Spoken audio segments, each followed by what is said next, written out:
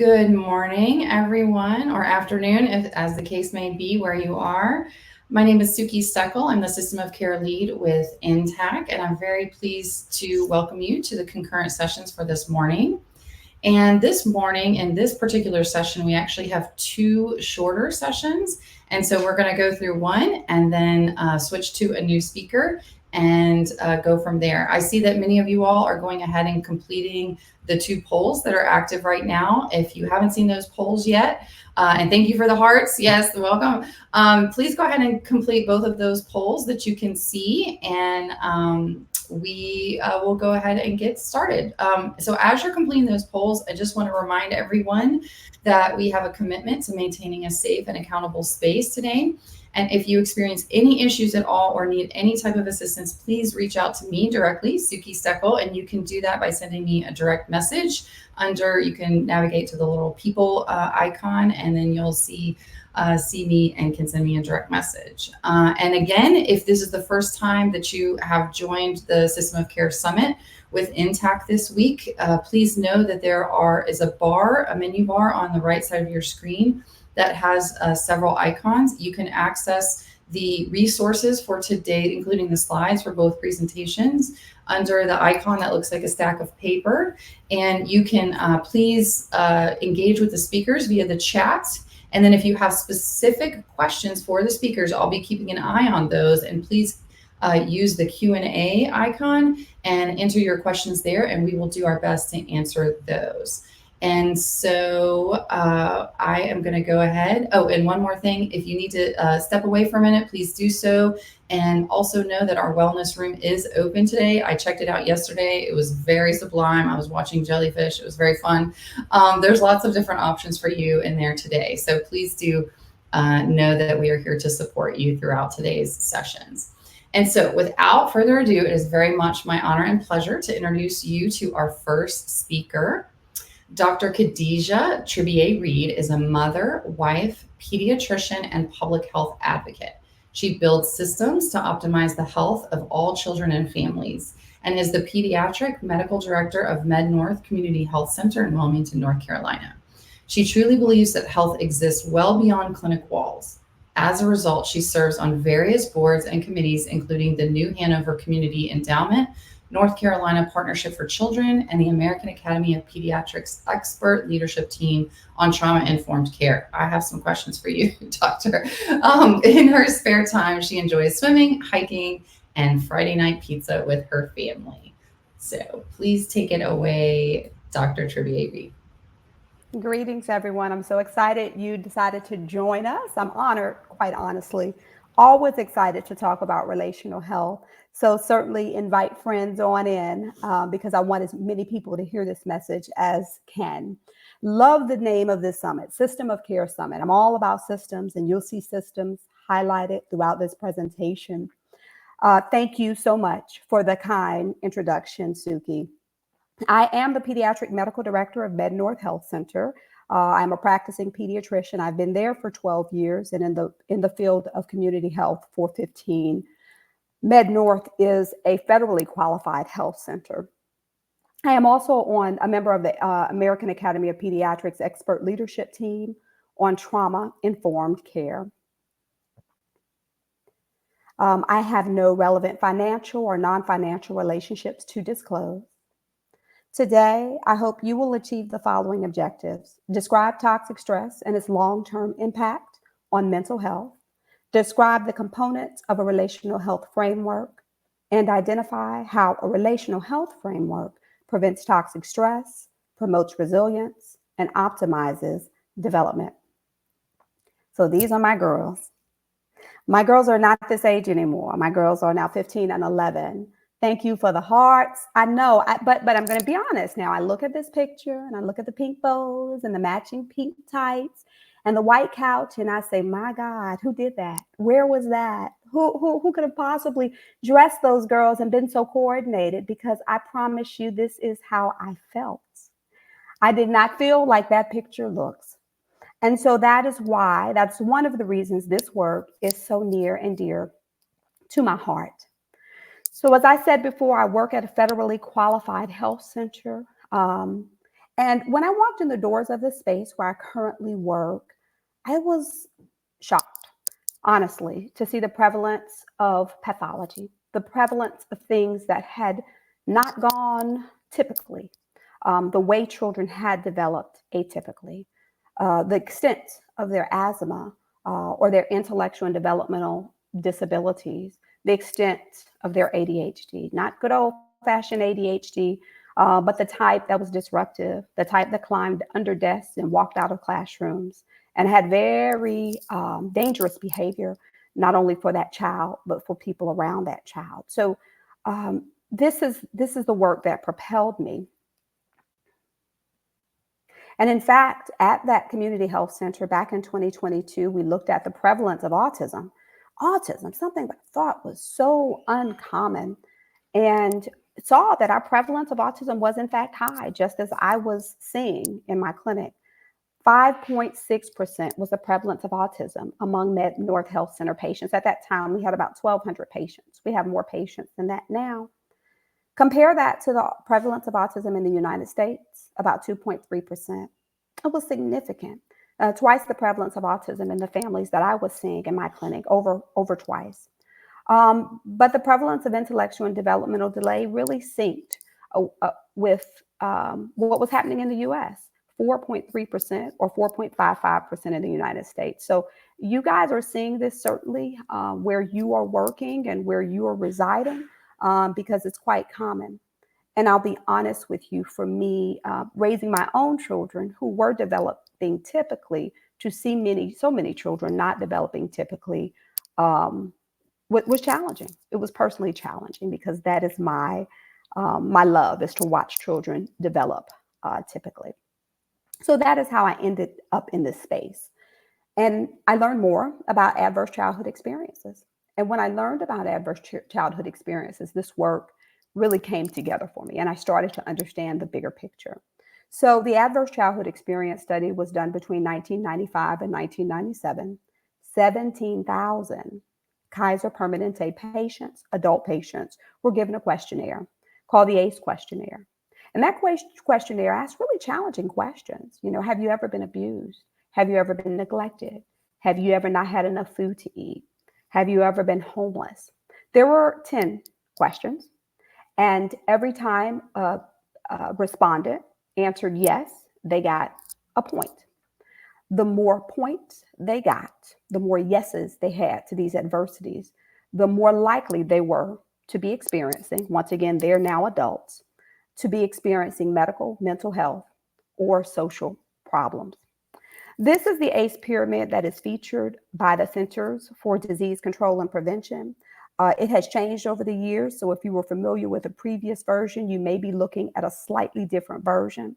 At the base of that pyramid is the generational embodiment and historical trauma.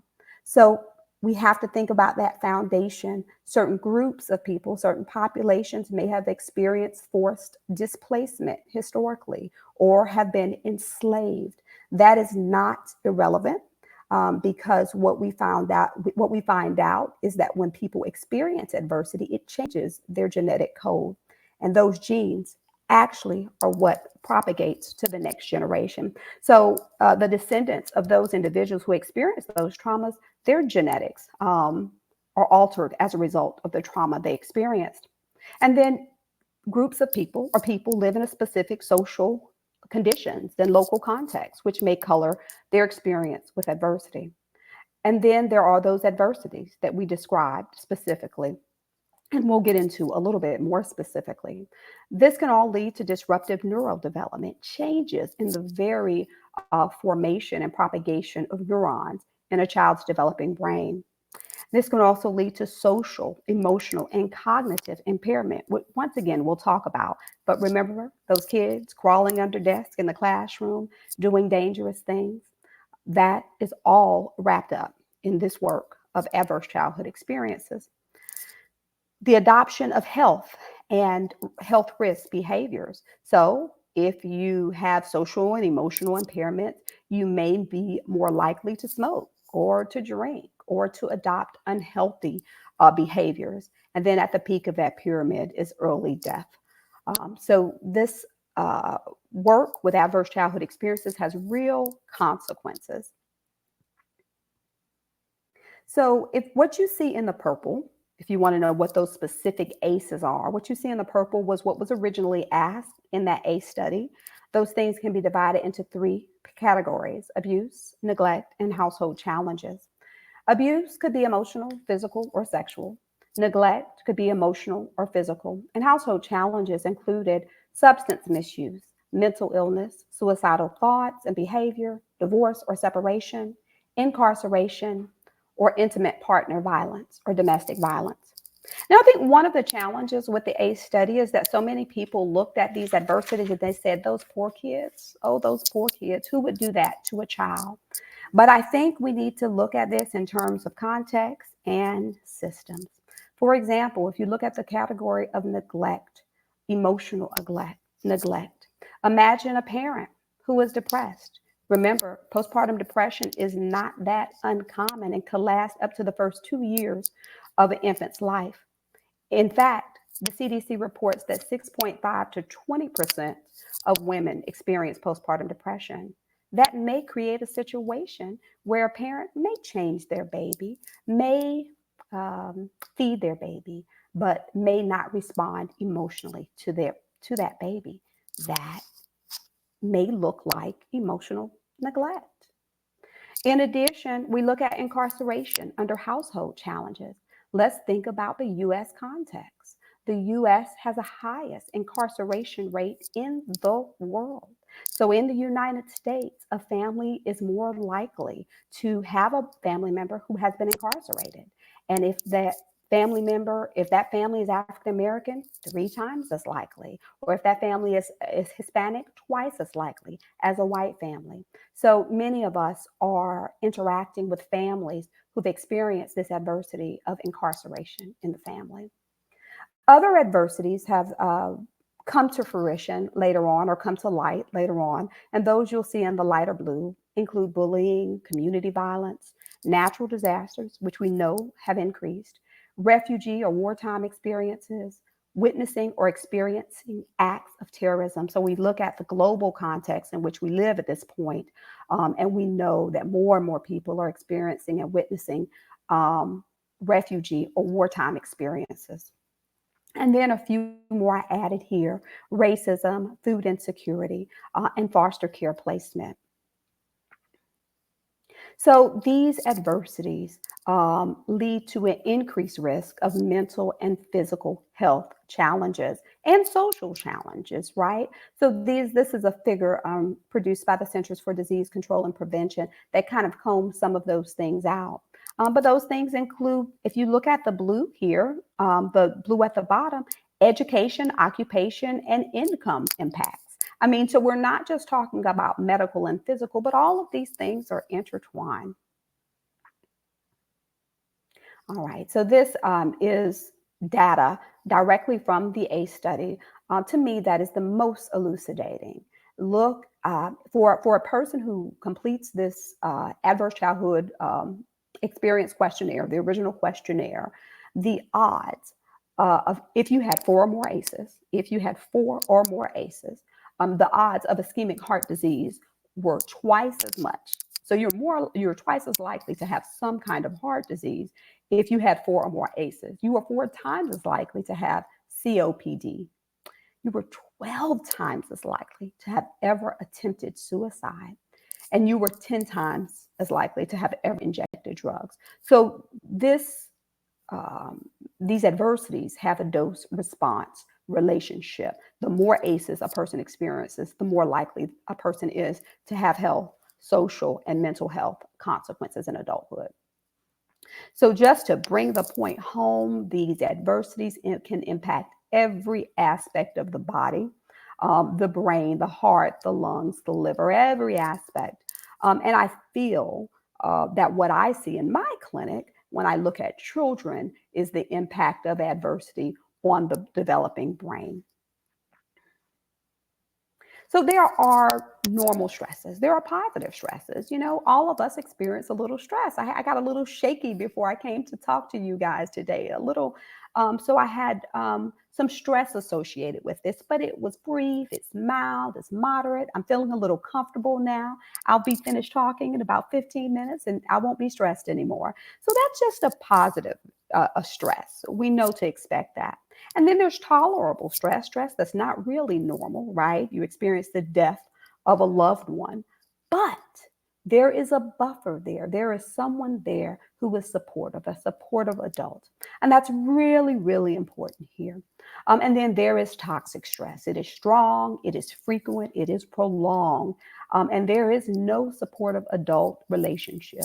Consider that child that night after night after night does not know what's going to happen in their household, if there will be abuse or if there will be violence in their community. Every day they walk out and another friend, another neighbor has been killed or hurt or injured. It's just not safe every day, and they don't have a supportive caretaker. So adversity, ACEs, can create toxic stress. They change the very chemistry in our body. We see an increase in catecholamines. That's that epinephrine and norepinephrine. That's great if you're a mom and a bear is coming after your child and you have to protect your family. That is what gives you that strength. But if you get those catecholamines released day after day after day, it chronically constricts blood pressure and increases respiratory rate and changes your very anatomy, your very physiology. So that chronic activation of stress hormones is not good, including the chronic activation of cortisol. In addition, I think I include this slide to highlight that this abnormal release of stress hormones also impacts the immune system because it creates inflammation, inflammatory cytokines all over the body, which once again can change even dental health. I'll be talking to the American Academy of Pediatric Dentistry about this next week. Can even change the way our bodies respond to stress. So when we talk about adolescence, we have to think about the decreased neuronal connections that may result from chronic stress. The circuits that connect parts of the brain can be interrupted. This can change motor skills, behavioral control, language, visual, memory, and emotion. So when I was seeing my patients and I was sending so many of them for evaluations for developmental delay, some of them are chronic toe walkers, many of them had speech delays, often exhibiting social delays. These are some of the impacts that I see even early in life with children. Poor executive function may result in not being able to hold information, not being able to learn and focus and concentrate. And then executive function also helps us make good, healthy decisions as opposed to making unhealthy ones. So again, adolescents who have higher ACE scores, we do see that they may initiate unhealthy behavior sooner. Things like drinking alcohol sooner, or use of tobacco, or now I should say vaping, and we know vapes have all kinds of substances in it, not just nicotine. Increased obesity and increased promiscuity. More school failure, gang membership, homelessness. And I have to say, this is a bit of a cycle, right? Because when children fail in school, they are more, let me put it this way, people who have not succeeded to complete high school are more prevalent in incarcerated individuals. So here's that cycle. I mentioned mass incarceration previously as a reason for the ACE of incarceration. But here we are, there's a cycle in which even that ACE may lead to a child who themselves is more likely to be incarcerated. Because we have to remember that children who experience toxic stress may not respond to stress in a normative way. These may be the kids that would act impulsively as opposed to acting responsibly.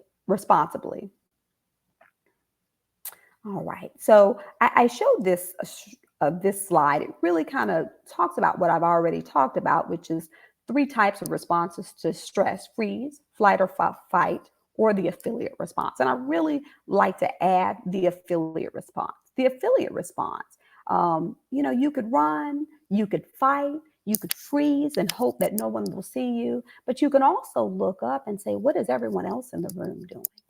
Right? Is there safety here? Is there someone here I can look to?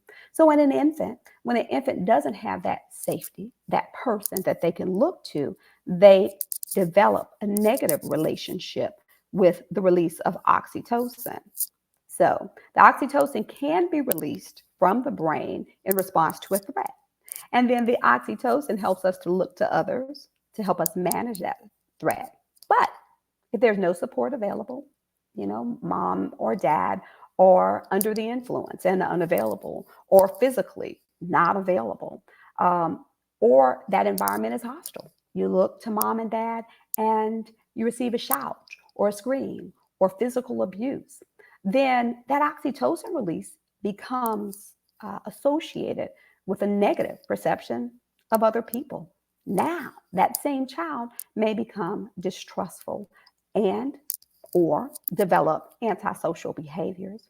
So children unsupported during traumatic events have increased risk of developmental, behavioral, and health consequences.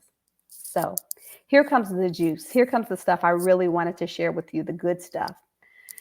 Safe, stable, nurturing relationships buffer adversity and promote resilience.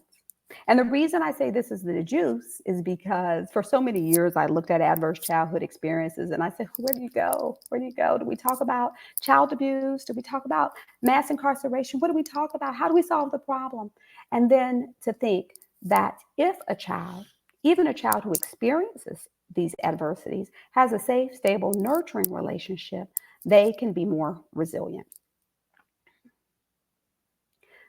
I place this in here just so you'll understand what some of those toxic stress related symptoms have looked like. I've talked about them a little bit, but things like anxiety and fears, difficulty falling asleep, difficulty verbally expressing feelings, being irritable, being aggressive.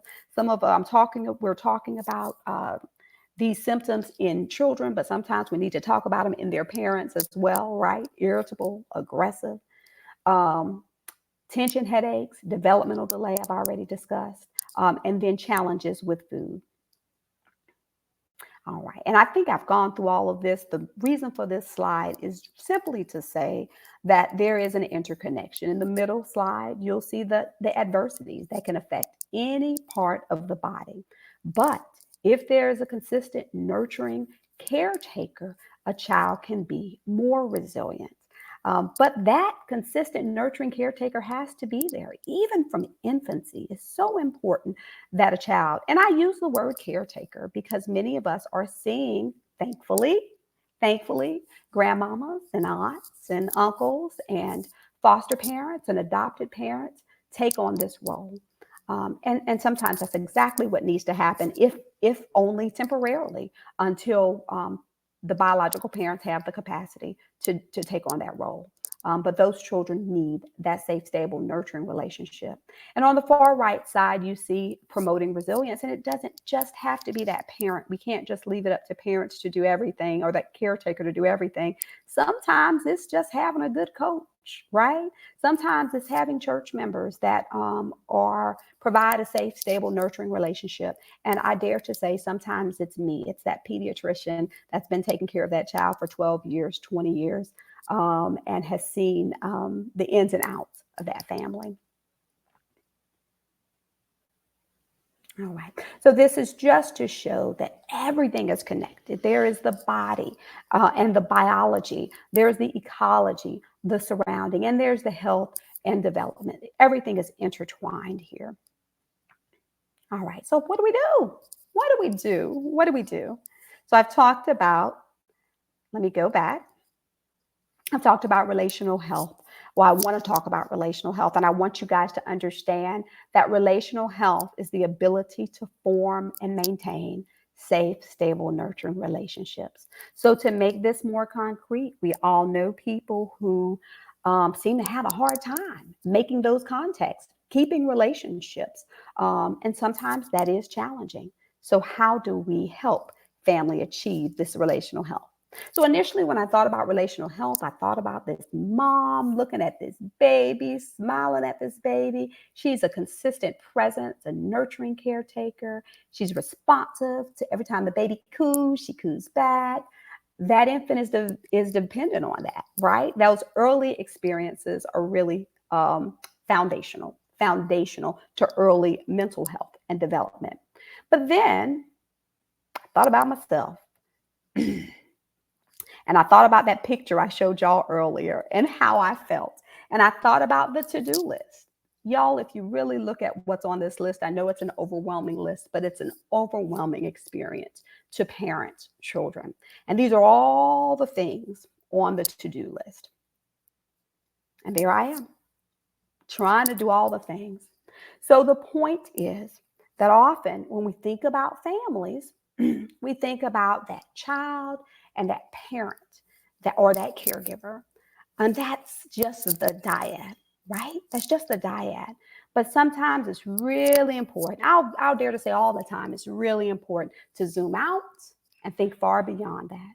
Here we go. The systems, right? There's a child, there's their family, and we hope they have a support network. That family lives in a community. Well, what are the schools like in that community? Is there childcare? What's the cost of housing? Can they afford to have housing? What are the policies? I mean, does the mom have maternity leave? Or is she trying to go back to work 2 weeks after she has her baby? Is there childcare subsidy available in that community? Is there a home visiting program? What's the juvenile legal system look like in that community? And then out beyond that, what are the cultural values in that community? Uh, Political structure, the economic system, all of these things play a role in whether the family has the capacity to be a safe, stable, nurturing relationship. So I want to highlight this study because it seems like a lot of scientific mumbo jumbo, but let's be clear. Um, was a study done about rats and rat pups. And they placed the rats in 3 different categories. They placed them with their biological family and their home cage. They placed them with an adopted family in a comfortable cage with adequate surroundings. And then they placed another rat mom in with her pups, but she didn't have all the stuff. She didn't have all the stuff. She had half the hay that she needed. And what we saw is that mom who had half the hay that she needed to create the right environment for her pups was more abusive. She was more likely to step on them and to not respond and not lick and not groom them. So we cannot underestimate the importance of making sure people have what they need and the importance in that for allowing people to be safe, stable, nurturing relationships for their children. This is the public health pyramid. It simply states that at the foundational level, when we're interacting with families, we want to encourage universal precautions. Talk to your kid, play with your kid, read to your children, have that face-to-face interaction. But certainly at the secondary level, there will be families that will be at risk. They will be living in unsafe communities, or maybe they're experiencing significant adversity. What supports can we provide to buffer the pain of that? And then at that third level, we will interact with families that are absolutely having the symptomatology of toxic stress, those kids crawling up under the desk. All right. So our institutions also need to be thinking about relational health. Maybe we're screening families for postpartum depression or for social determinants of health. Maybe we're enrolling families in Reach Out and Read to encourage that interpersonal space. Maybe we're encouraging home visiting programs in our communities. And hopefully we're collaborating with therapists to address mental health needs. So if someone says to us there is a mental health need, we have a place to refer them. There are all types of barriers to care, right? Some of those are tangible, some of those are abstract. Tangible things are the things we've studied well: housing, transportation, food insecurity. Those are barriers to care if they are not there. But what about the abstract ones we think about a little bit less often? Mistrust, fear, shame. I don't want to go in here. I don't look right. I can't be in front of these people to ask for help. Lack of belonging and lack of access to information. It's really important to think that there have been some true public health abuses in our country, and people may be justified in their mistrust of institutions. We also have lots of information coming from a lot of different directions, including the internet and political polarization. So people are getting information from lots of different sources, and it's not always good. So it's really important that we're leveraging our relationships to improve outcomes. When we have relationships with people, they're more likely to come to us and trust the information that we're giving to them, despite all of the other noise. So we have to use it. That continuity is absolutely a gift. Help families understand what's developmentally appropriate. They don't need to fuss at that child for crawling up under the table. A 2-year-old is supposed to crawl up under the table. Invite it, welcome it, help people to understand what's normal.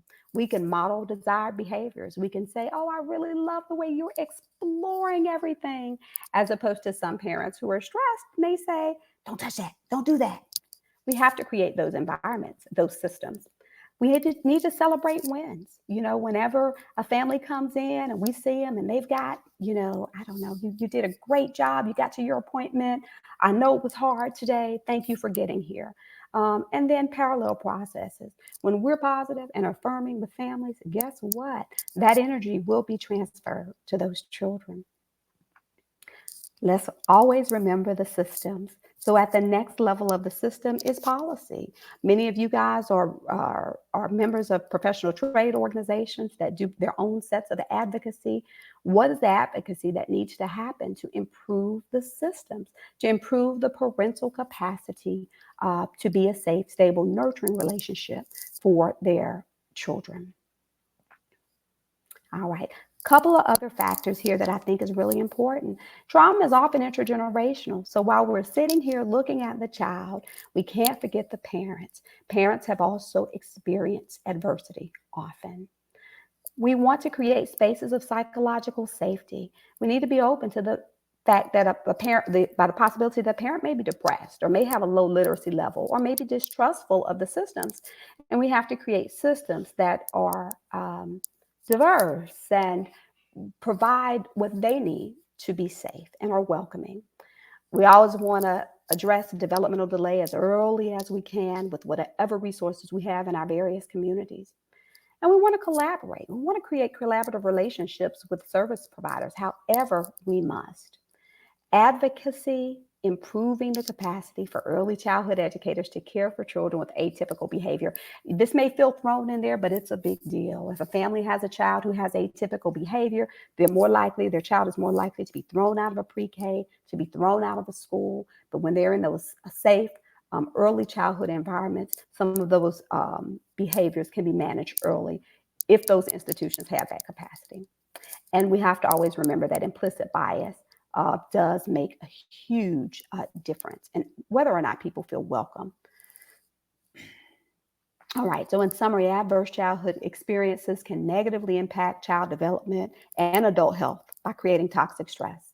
Safe, stable, nurturing relationships and environments buffer child adversity and promote resilience. And interpersonal, safe, stable, nurturing relationships and environments promote healthy baby development and allow children to flourish. Institutions can foster safe, stable, nurturing relationships and environments for individuals by creating trauma-informed environments through multidisciplinary and interagency collaboration. Institutions and governmental entities can foster safe, stable, nurturing relationships and environments through policy action. Thank you for your time.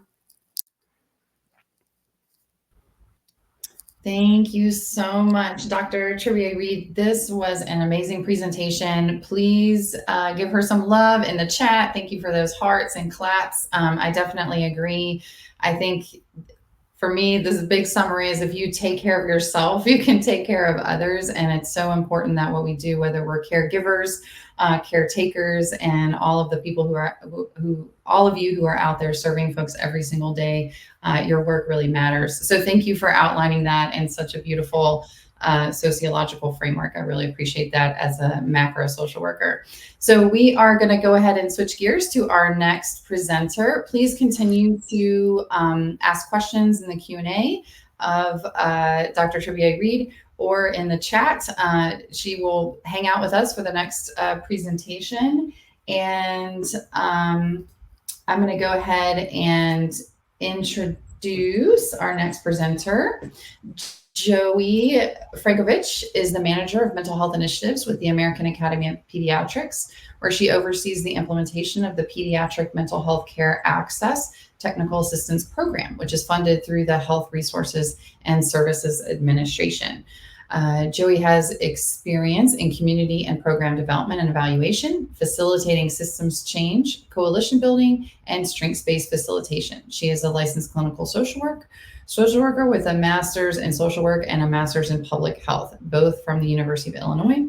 In addition to wearing her formal hat, she is a new mom and has found adventure in navigating parenthood with her growing family. Thank you so much for joining us today, and I will turn the mic over to you.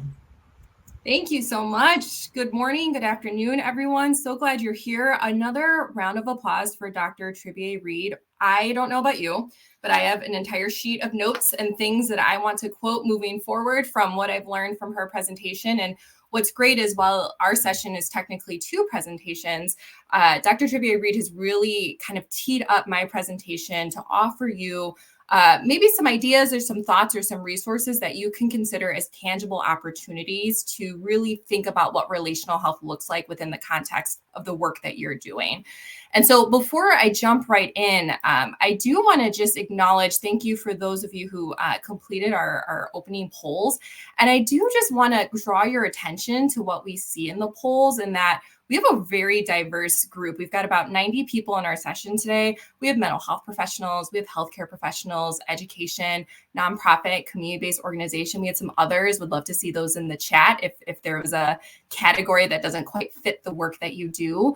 But we also have great diversity in how long folks have been in the field. We have some very early career professionals, less than a year into their role. We have others who are 20 plus years with so much wisdom. And what I want to draw attention to is that I'll offer some opportunities to tee you all up to share your thoughts and experiences about what some of this looks like in your work. And so I hope that you have the opportunity to participate in the chat and kind of give us a fruitful discussion as we go through. Like I said, Dr. really teed things up well. So I might move through some of my slides fairly quickly because she already touched on some of the topics. And so if you have questions or want to dig in deeper, please reach out after. I'm happy to have a little bit more opportunity for us to talk further. So to talk briefly over the next 25-ish minutes, 23 minutes, we're going to cover quite a bit, and you already got quite a bit of information. So bear with me and add your questions into the chat. But we're going to do a little bit of a deeper dive into the status of pediatric mental health. We're going to share a little bit about one particular strategy, pediatric mental health care access programs. They're in almost every single state. And so we're going to share a little bit more about what those are, what those look like, and how you might consider interacting or engaging with your state's program. And then here at the American Academy of Pediatrics, we do offer some technical assistance. And so I'm excited to kind of end our time together thinking about this overall conference theme around collaboration. What does it really mean to be working together? When we're working together, we do better. We already talked through some of the polls, so I am going to breeze through some of these slides just to keep us going. But I do want to share that my hope today is that you'll be able to walk away with at least one aha that you can take back to your home, your workplace, whatever that makes sense to you. But I know that I already have a lot of ahas from the first presentation we've heard. And so my hope is that in our second half, you'll be able to walk away hopefully with 2 specific things. My hope is that you'll be able to identify and understand what a pediatric mental health care access program is, including some of the resources that it might be able to offer to you and your colleagues, and opportunities for you to be able to connect with your state's PMHCA program, kind of regardless of your role, regardless of the system that you're representing today in this conference.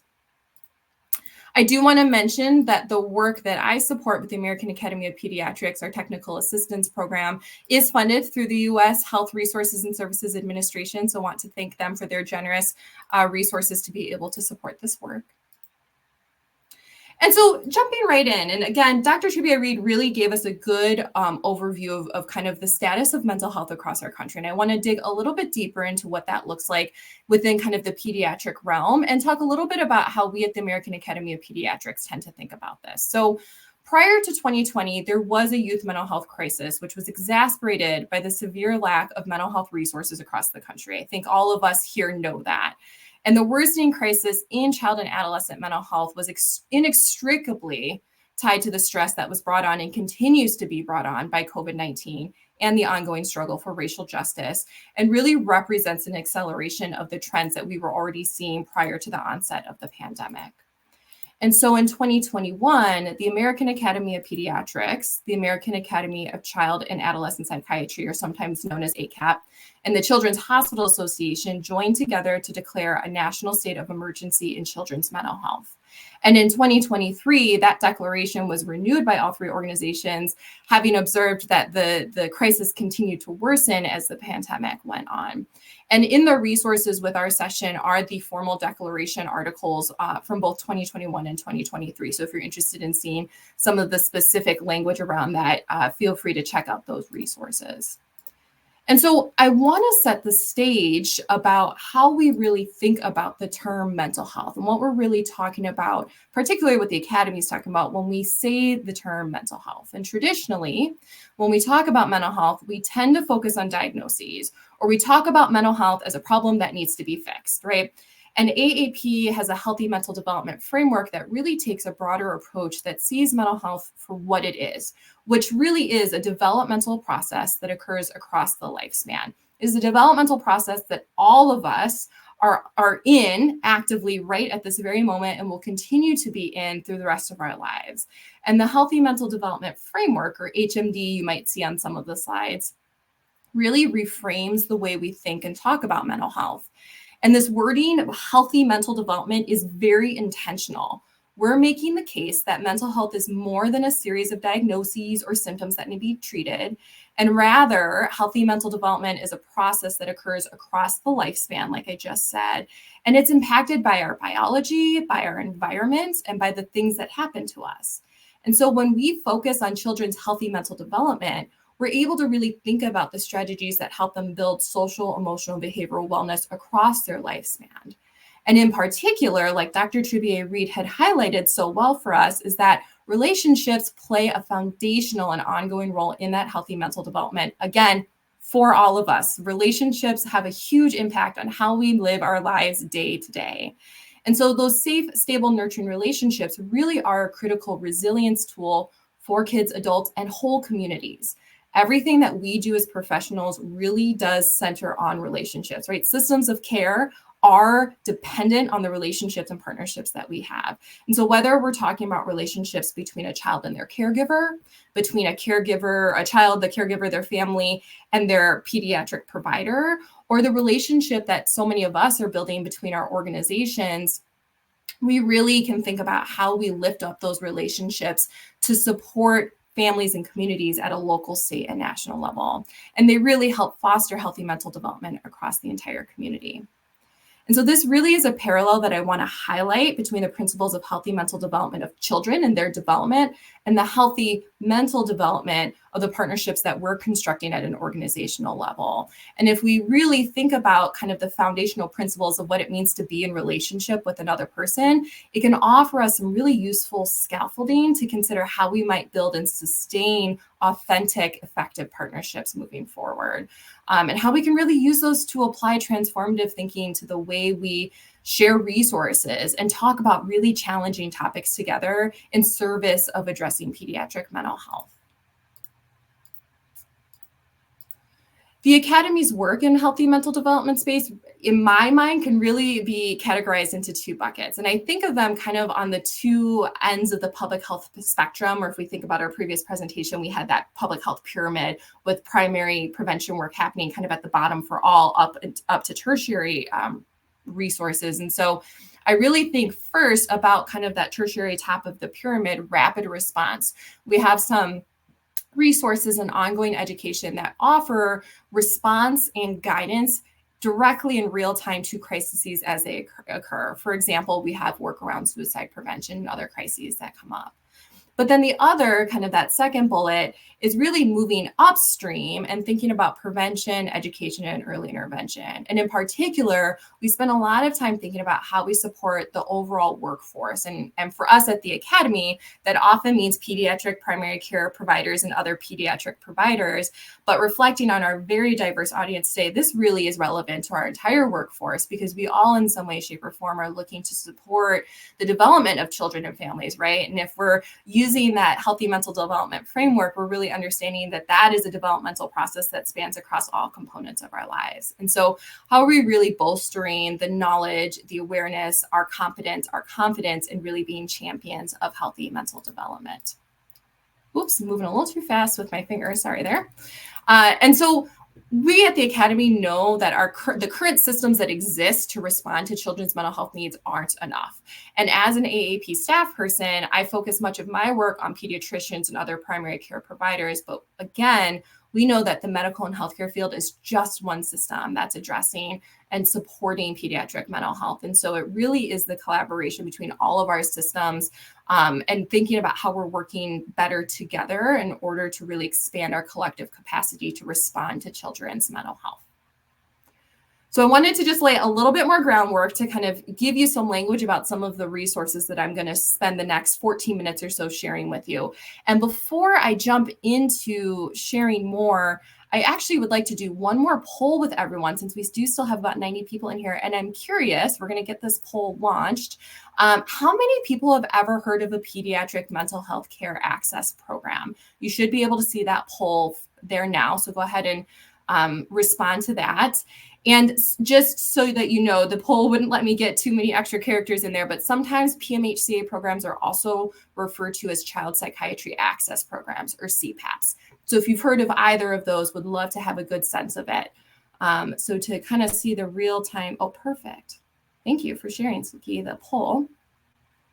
So let's see here. We've got 5 folks who have said yes, 13 who are no, and some maybes. Always got to put the maybe in there because there is a good chance maybe you've heard of it in passing, but it's not something you come across every day in your work. So that's fantastic. This is helpful and is going to help guide kind of the rest of our time together. So I'm going to go ahead and close this poll, Suki, or if you can close it, that would be fantastic. Thank you.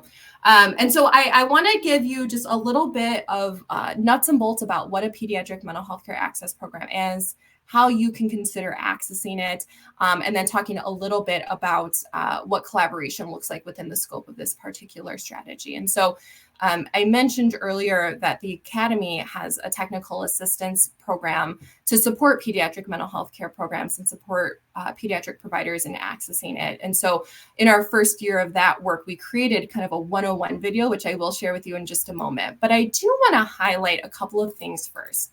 And what I want to highlight is that a pediatric mental health care access program, or PMHCA is really what I'll refer to it moving forward, at the end of the day is all about systems of relationships. It is about really understanding who has a role and what does that role look like in addressing pediatric mental health, and how do we work together to leverage those roles and those strengths to be able to fill gaps in access to care, because we know that there are gaps in access to care. We know that there's a workforce shortage to be able to respond to mental health needs, not only of children and adolescents, but of adults as well.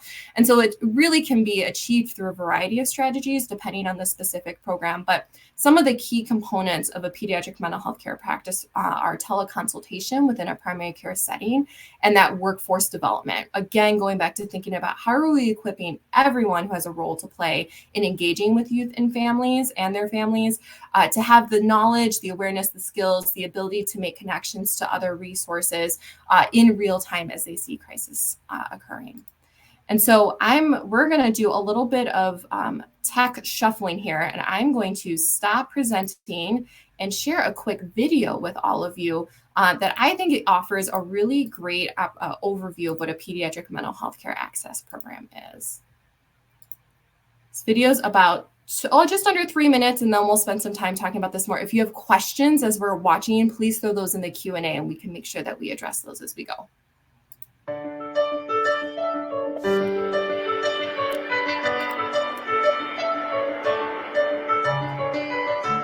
As a pediatric primary care professional, you know that mental health is health. Assuring optimal mental health for all our patients is a core component of pediatric practice.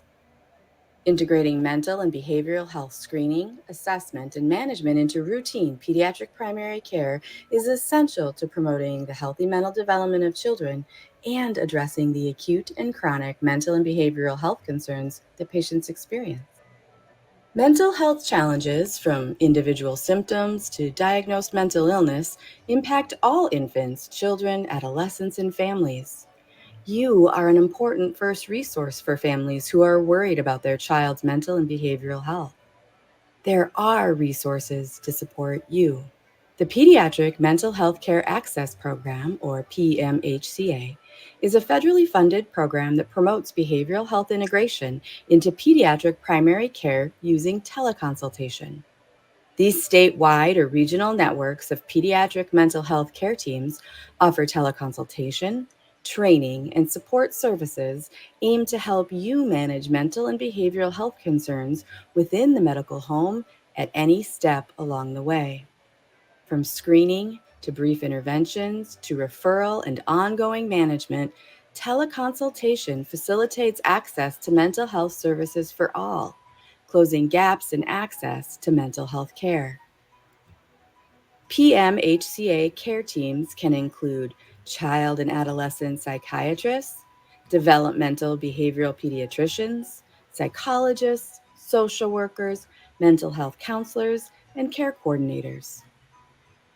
PMHCA programs look different across the country, but all aim to connect you and your patients to critical mental health services by supporting you with access to a hotline for real-time patient consultation and access to training and education to increase your knowledge, confidence, and comfort to effectively manage mental and behavioral health concerns and promote healthy mental development within the medical home. PMHCA programs connect you to a network of resources to help you do what you do best. Take good care.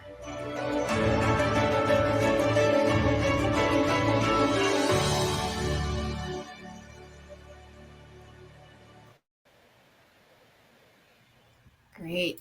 Thank you. I saw so many hearts pop up with the little characters doing the deep breathing practicing. I appreciate that everyone seemed to enjoy that. That is also my favorite part of this video, because what we're talking about are what are those brief interventions that anyone can be doing, any of us, whether it's in our formal role as a social worker, a healthcare provider, an educator, or as a member of a community. How can we help others in building up their mental health? Because again, it's a developmental process we're all living in every single day. So I really appreciate that. We'll make sure that that link is in the resources. So please feel free to rewatch, share with as many people as you possibly can while I'm getting my slides here again. And I want to share just a couple of highlights from the video. So sorry, bouncing between the different tech here. So let me get myself back to the right slide. But what I want to highlight to you is that that video gives you a great conceptual overview of what a PMHCA program is. What I want to highlight are some practicalities around it. There is a PMHCA program in almost every single state, and they typically are state-based. So usually there's one program that serves the entire state. The key thing about this is that very often the name of a state's PMHCA program is not Illinois' PMHCA program. I'm based in Illinois, so I use them as an example a lot. But often it's some other name. For example, in Illinois, our PMHCA program is called Doc Assist. So often we find that folks are possibly engaged with their PMHCA program in some way, shape, or form, but we just don't know it as kind of this formal name. Thank you. Yes, in North Carolina, it's NC PALS. So I just want to highlight for you that if you are uncertain about what your PMHCA program looks like in your state, the HRSA website has this excellent interactive map that you see on the screen right now, where you can click into your state, find the name of the state, website, contact information, a quick overview of services that are provided. So I strongly recommend, if you're sitting here going, I wonder how I engage with that in my state, this is a place that I would direct you to be able to go find more information. I'm noticing we're down to the last 5 minutes of our session together. And so I'm going to actually just give you a couple more nuts and bolts about a PMHCA program, knowing many of you had not heard of one before, so that you can walk away with some of that basic information. And then if you happen to glance through the slides and find that there's some other information I wasn't able to get to in our presentation today, shoot me a note. I'd love to find time to talk with anyone after the fact. But a couple of things I want to highlight is that again, a PMHCA can look very differently state by state. How it's structured and what those resources look like really are determined at that local level, because we know at the Academy, I think all of us know working in systems of care, that true change happens and needs to be driven by local context, right? I work for an organization that is national. I cannot possibly have expertise of what lived experience looks like in every given state. And so a PMHCA program really is intended to be responsive to the specific unique needs. Thank you, Suki, for putting that in there, of the specific needs of the state. And so some of the foundational services and resources available through any given PMHCA program is that teleconsultation line, which is what the video really focused on. A couple of other things I want to mention are that second piece, resource and referral on this slide. I really think of this as care coordination. And Dr. Tribier-Reed highlighted for us what she referenced as the sociological framework. And this is really understanding, right, that mental health is a developmental process that spans across our entire livelihood. It doesn't happen kind of in a vacuum on its own. And so if there are other things happening in our lives, if we're experiencing challenges with our housing, with our access to food, with our relationships at home or at work, that is going to impact our mental health. And so while we might be able to offer direct response to a mental health crisis in that moment, if these other things are still occurring, that mental health experience isn't actually going to be fully and authentically addressed. And so often PMHCA programs have navigators that allow for some of that care coordination so that we can really be thinking about all of those social determinants of health.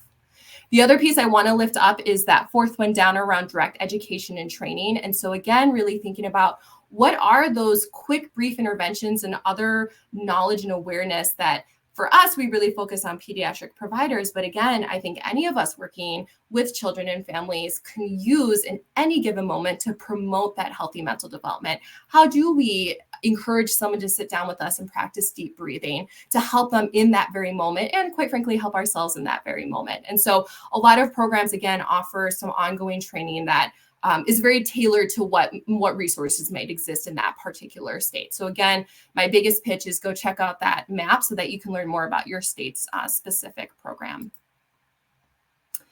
I'm actually going to pause here because we have 2 minutes left and just mention that at the AAP, we do have a technical assistance program where we offer a variety of technical assistance, a lot of collaborative learning opportunities for folks to come together in these kinds of settings and say, what are the experiences that you're seeing in your communities and the work that you're doing related to pediatric mental health? And how do we leverage the strengths and the things that are working well for each other to help try and fill some of the gaps that we're experiencing within our communities? And so if you have any interest in ever engaging with any of this work, our website is available with the resources for today's session. And so that would be another excellent place for you to be able to connect with us and see what we've got going on. Check out our website to see if there's anything in particular that aligns with the work that you're doing. We do some work with school health professionals, some perinatal maternal mental health work, developmental behavioral pediatrics. And so while you might not be formally engaged in the healthcare system, kind of in your day-to-day work, knowing that we're all a part of those systems of care, there is always going to be a place for you to be able to join the conversation, and we would invite you in with open arms. And so with that, I'm just going to breeze through all of my other slides and let that last one pop up and let Suki close us out. Thank you so much, Joey, and thank you again to Dr. Tribier-Reed for such engaging presentations. Please throw some notes in the chat or some of those heart emojis. Thank you so much. This was a super engaging session and included so much important information. All of the resources are under the resources icon tab that looks like a little stack of paper. You can access all session resources for the summit under that. You can also access the resources using from the reception page. There's a tab at the top that says resources. So if you're ever lost, it's always there, or you can always just check in with one of the hosts for the summit. So we encourage all of you to connect with the speakers and to check out some of the lightning talks that are coming up. We've got a 30-minute break. And so you can check out the wellness room. You can visit some of our booths. So there's lots of time for you to stretch your legs, take care of yourself, and then come back and be centered for our next keynote, which will start at the bottom of the hour. And Vanessa Williams will be illuminating the evolving strategies, societal shifts, and personal growth that have helped shape the journey through crisis services. This poignant presentation not only unravels the speaker's unique journey, but also resonates as a testament to the collective struggles and victories faced by individuals navigating mental health challenges. So one not to miss. So we are going to conclude our session. Thank you so much again to our speakers. And thank you, all of you, for showing up and engaging and spending your time with us today. We'll see you at the next session. Thank you all.